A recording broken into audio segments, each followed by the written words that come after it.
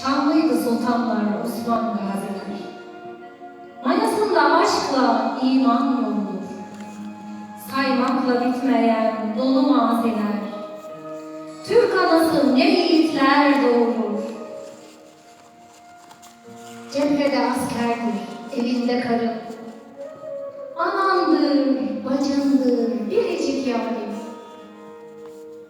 Sana bahşedilen en büyük kârın, Türk kadını ne yiğitler doğurur.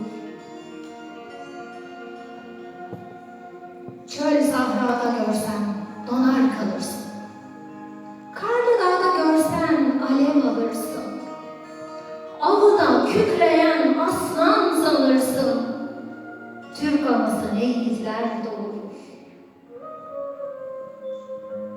Önce vatan der de sual sorulmaz.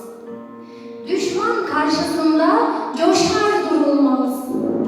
Cepheden cepheye koşar yorulmaz.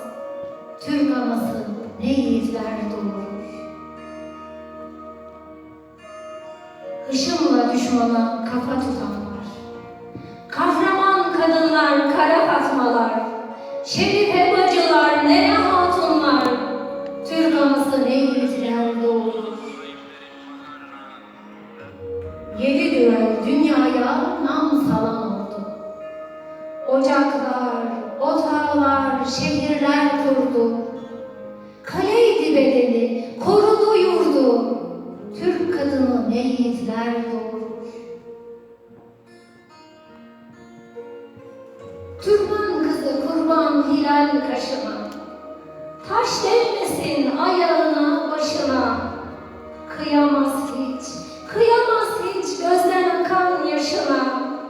Türk anası ne yiğitler doğurur.